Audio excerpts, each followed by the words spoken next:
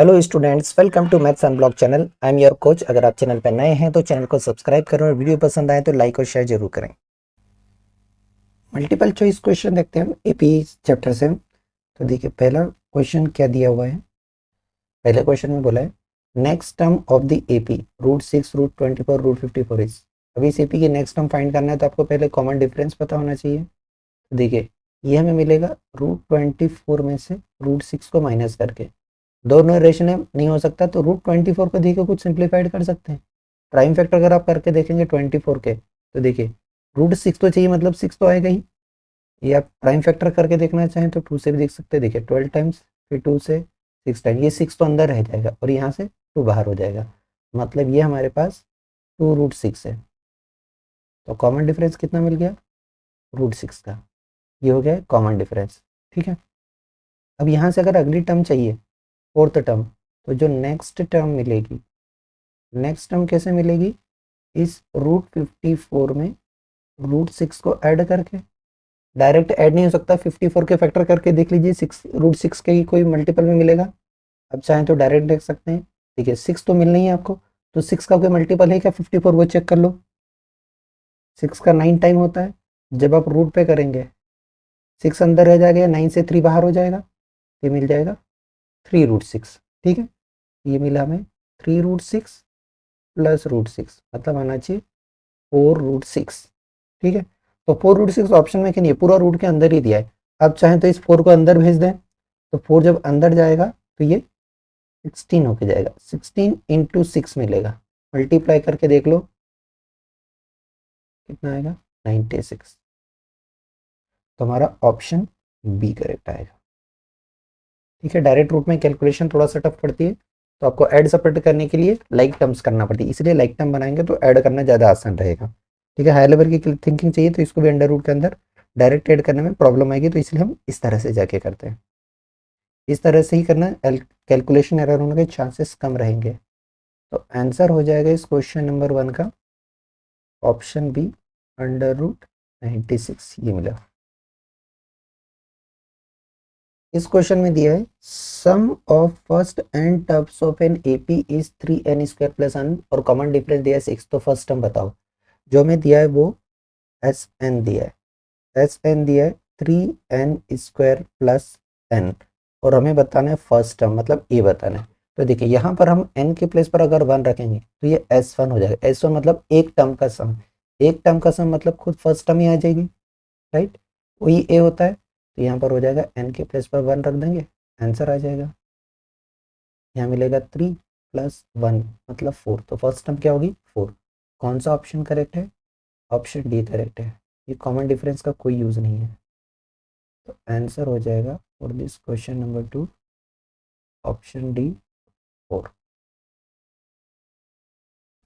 Next question देखिए, ये बोला है -5x और 3, ये 3 कंसेक्यूटिव टर्म से एपी की, तो x की वैल्यू बताइए। अगर आप बेसिक कंसेप्ट सॉल्व करेंगे तो बहुत टाइम लगेगा। तो देखिए फर्स्ट अप्रोच से अगर आप ये देख रहे हैं कि -5x और 3 एपी में नहीं, हम यहाँ पे कॉमन डिफरेंस निकालेंगे, यहाँ का कॉमन डिफरेंस निकालेंगे, सेम आना चाहिए। तो देखिए सेकंड टर्म में से फर्स्ट टर्म को माइनस करेंगे तो x में से माइनस करेंगे -5 को, ये सेम होना चाहिए 3 - x के, ये मिलेगा हमें x + 5 = 3 - x।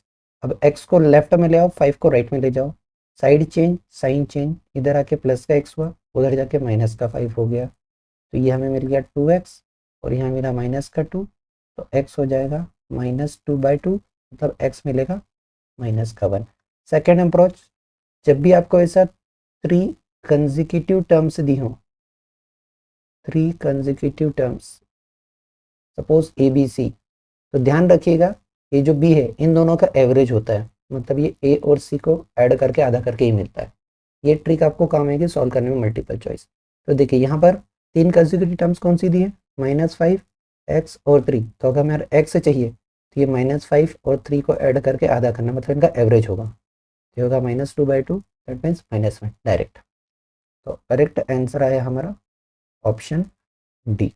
एग्जाम में लिखना है answer for this question number 3 is option D -1। Final exam में आपका अप्रोच क्या है ये मैटर नहीं करता है, ये मैटर करता है। फाइनल आंसर क्या आया है, आप जैसे भी चाहें, आपके तरीका है, आप लंबा तरीका अपना रहे हैं, छोटा तरीका अपना रहे हैं, ट्रिक लगा रहे हैं, सब आपके ऊपर निर्भर है। फाइनल आंसर के नंबर मिलेंगे केवल। नेक्स्ट क्वेश्चन देखिए, 20 term of an AP find करना है जिसकी फर्स्ट टर्म दी है -2, मतलब हमें ए की वैल्यू दे दी है, ये हमें ए गिवन है, and common difference is 4, D की वैल्यू गिवन है। तो हमें अगर 20 टर्म फाइंड करना है तो हमें पता है ये ए प्लस 19 डी करके आती है।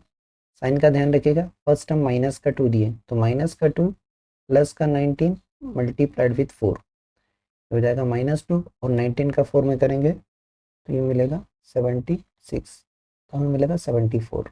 अगर आपने गलती से साइन एरर कर दी तो 76 और 2 को ऐड करके 78 आ जाएगा, ऑप्शन ए में दिया हुआ है। तो हमारा करेक्ट आंसर यहाँ पर है 74, दैट मीन्स ऑप्शन बी। तो एग्जाम में हमें केवल लिखना है answer for this question number 4 is option B 74। इस क्वेश्चन में दिया है the 10th term of the AP, और एपी हमें दी है। तो 10th टर्म पूछा, मतलब A10 की बात कर रहे हैं, हमें पता है ये a प्लस 9d करके मिलेगा। तो a देखिए यहाँ पर दिया है 5, और अगर d फाइंड करना है तो सेकंड टर्म में से फर्स्ट टर्म को माइनस करके, तो d में मिलेगा हमें 8 में से 5 को माइनस करके, मतलब +3 मिलेगा। तो d की वैल्यू रख देंगे 3, हो जाएगा 5 प्लस 27, दैट मीन्स 32। तो ऑप्शन ए करेक्ट आया, बहुत ही सिंपल सा था। तो आंसर हो जाएगा for this question number 5 is option A 32। That's it. यहाँ दिया है हमें एक एपी में फर्स्ट टर्म दी है 7.2, कॉमन डिफरेंस दिया है 3.6, और एन थर्ड टर्म दी है 7.2। तो एन की वैल्यू बताना है, तो हमें फॉर्मूला यूज़ करना है ए एन वाला, कि A N equal to A plus N minus 1 into D. तो ए एन हो जाएगा हमारा 7.2, ए हो जाएगा हमारा माइनस का 7.2 plus N minus 1 as it is, और डी के प्लेस पर मल्टीप्लाई में आ जाएगा 3.6। साइन एरर मत करना, अदरवाइज आप इसको कैंसल आउट कर दोगे और एन की वैल्यू बन ले आओगे, ऑप्शन ए में दिया है।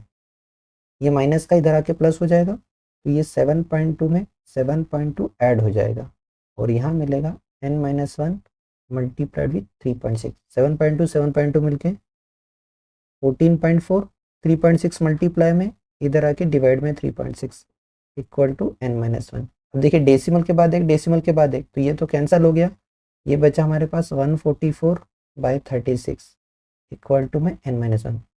कैंसिल आउट करें, 36 से ही कैंसिल हो जाएगा 4 टाइम्स, ये चाहे तो आप 12 से कैंसिल कर लीजिए 3 टाइम्स, या फिर ये 36 से ही 4 टाइम्स। यहाँ पर बना 4 और -1 इधर आके प्लस का 1 एन, तो हमें एन मिल जाएगा 5। तो करेक्ट आंसर आएगा हमारा ऑप्शन डी। एग्जाम में लिखना है answer for this question number 6 is option D 5। यहाँ पर देखिए क्या बोला है, एपी में डी दिया है, एन दिया है, ए एन दिया है, तो ए बताइए। तो फॉर्मूला हमें ए एन वाला ही यूज़ करना है, फॉर्मूला लिखने की ज़रूरत नहीं, मैं केवल आपके रेफरेंस के लिए लिख रहा हूँ, आपको आता है डायरेक्ट वैल्यू रखिए, कोई ज़रूरत नहीं फॉर्मूला लिख के बताने की, क्योंकि हमारा रफ वर्क ही है सारा। तो देखिए ए एन दिया है 4, ए हमें फाइंड करना है एज इट इज़, एन जो कि हमें दिया है 7, तो यहाँ हो जाएगा 7 - 1, और डी दिया -4। ध्यान रखिएगा यहाँ ऐसा -4 नहीं लिखना, गलत हो जाएगा, मल्टीप्लाई में है -4। ठीक है, सबसे पहले इसको सिंप्लीफाइड करें, फिर ट्रांसपोज करना है, तो हो जाएगा ए 7 - 1 बनेगा प्लस का 6 का मल्टीप्लाई माइनस के 4 में, तो यहाँ पर हमें मिलेगा माइनस का 24। इस -4 24 को ट्रांसपोज करेंगे, उधर जाके प्लस हो जाएगा, तो 4 + 24 जो कि हमें देगा 28, ये मिला ए, यहाँ से हमें ए मिल गया 28। करेक्ट आंसर आएगा ऑप्शन डी। तो आंसर हो जाएगा for this question number 7 option D 28। Next question देखिए, the sum of first 5 multiples of 3 is. Question AP से होगा लेकिन हम डायरेक्ट करेंगे। देखिए 3 के फर्स्ट 5 मल्टीपल्स, 3 की टेबल बोलना है, 3 6 9 12 और 15, ठीक है, 3, 6, 9, 12, 15। अब आप चाहें तो एपी लगाएं, आप चाहें तो डायरेक्ट ऐड करें। मुझे लगता है कि सारे स्टूडेंट डायरेक्ट ऐड करना पसंद करेंगे। देखो डायरेक्ट ऐड करने की भी ट्रिक लगाएंगे हम। 15, 6 और 9 कितना होता है 15, 3 और 12 कितना होता है 15, 3 बार 15 आया, तो 15, 15, 15 3 बार ऐड कर दिया, कितना 45। आंसर आएगा ऑप्शन है। एग्जाम में कोई नहीं देख रहा है कि हमने एपी लगाया क्या लगाया, फाइनल आंसर से मतलब है। क्वेश्चन नंबर 8 का ऑप्शन ए आएगा 45। That's it. फाइनल आंसर का कंसेप्ट केवल एमसीक्यू में लगाना, बाकी दूसरा अगर 2 मार्कर में या 3 मार्कर में आ रहा है तो पूरा सॉल्व करना पड़ेगा। नेक्स्ट क्वेश्चन देखिए, इंटरेस्टिंग वन है। ये बोला लिस्ट ऑफ नंबर दिया, एक सीरीज दी है, ये एपी है या नहीं। अगर एपी है तो डी क्या है, -16 है, -4 है, +4 है। तो सबसे पहले तो यही चेक करना है कि एपी है या नहीं, उसके बाद हम डी पे चलेंगे। देखिए -10, -6, -2 और 2। अगर ये एपी है तो कॉमन डिफरेंस सेम रहेगा। यहाँ डिफरेंस निकाल के देखेंगे तो -6 में से माइनस करना है -10। ध्यान दीजिएगा, सेकंड टर्म में से पहली टर्म माइनस करना रहता है डी निकालने के लिए, बाद वाली टर्म से पहली वाली। तो यहाँ पर हमें कॉमन डिफरेंस देखें तो ये -6 और +10 मिलके +4 मिल रहा है, ठीक है। यहाँ पर देखें नेक्स्ट वाले में कॉमन डिफरेंस क्या मिल रहा है। देखिए यहाँ हम कॉमन डिफरेंस निकालें, यहाँ से यहाँ माइनस करना है, दैट मीन्स -2 से माइनस करना है -6। तो ये मिलेगा -2 +6, मतलब क्या मिला 4 मिल गया, +4, ठीक है। एक और निकाल के चेक कर लें, यहाँ निकाल के चेक कर लो तो देखिए इस 2 में से माइनस करना है -2, तो हो जाएगा 2 + 2 मतलब 4। तीनों जगह कॉमन डिफरेंस सेम है, मतलब यस एपी है। और इसमें डी क्या मिल रहा है हमें, 4 मिल रहा है, तो AP with common difference 4, option B correct आएगा। तो आंसर हो जाएगा इस क्वेश्चन नंबर 9 का ऑप्शन बी। आप चाहें तो पी के अंदर लिखना है कि क्या है तो इसके साथ में लिख दो कि ऑप्शन बी में जो दिया है an A P with D equal to 4। Next question देखिए, यहाँ बोला है 11th term of an AP, इस एपी की 11th टर्म बताना है। तो देखिए यहाँ से सबसे पहले आपको 11th टर्म फाइंड करना है। तो फॉर्मूला हमें पता है 11th टर्म का फॉर्मूला क्या है, A11 हमें मिलेगा A + 10D करके। तो हमें ए और डी की जरूरत पड़ेगी, ए तो यहाँ से पता चल ही रहा है, डी कैसे मिलेगा, सेकंड टर्म में से फर्स्ट टर्म को माइनस करके, मतलब इस -5/2 से माइनस करना है -5, ठीक है। यहाँ अगर कंफ्यूजन हो रहा है तो यहाँ देख लो, बड़ा इजी पड़ेगा, ठीक है। ये भी तो डी है, बाद वाली टर्म से सेकंड वाली टर्म को माइनस करके 5/2 से 0 को माइनस कर दोगे तब भी मिल जाएगा, मतलब ये क्या मिल जाएगा 5/2। तो ये करना ज़्यादा ईजी है, यहाँ पर थोड़ा सा टाइम लगेगा, कहीं से भी निकाल सकते हैं, ये ट्रिक आपको लगाना है। चलो तो फर्स्ट टर्म है हमारे पास -5 + 10 और डी के प्लेस पर हम रखेंगे 5/2, ये मिलेगा -5, ये 2 से 10 कैंसिल 5 टाइम्स और प्लस का 25 जो कि मिलेगा 20 प्लस का।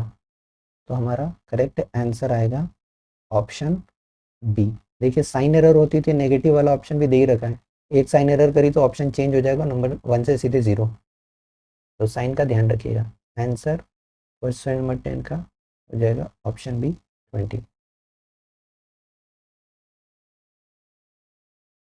इस क्वेश्चन में देखिए क्या बोला है, first 4 terms of an AP whose first term is -2। तो हमें यहाँ पर फर्स्ट टर्म दे दिया है -2, दैट मीन्स हमें ए की वैल्यू दे दी है -2 और कॉमन डिफरेंस भी -2 है, डी भी -2 है। तो देखिए फर्स्ट टर्म ए होती है, नेक्स्ट टर्म ए + डी होती है, उसके बाद वाली टर्म ए + डी, उसमें भी डी ऐड करते हैं, मतलब डी ऐड करते चलो जाओ, ए + 2D फिर ए + 3D आता है, मतलब 3 बार डी ऐड करना रहता है। तो शुरुआत तो होगी -2 से, तो -2 देखिए चारों में है, उसके बाद -2 में ऐड करना है -2, ठीक है। तो ये हमें क्या मिल जाएगा, -4 मिल जाएगा। तो -4 वाली टर्म कहाँ है, सी और डी में है, मतलब ये दो ऑप्शन तो पहली फुर्सत से बाहर हो गए।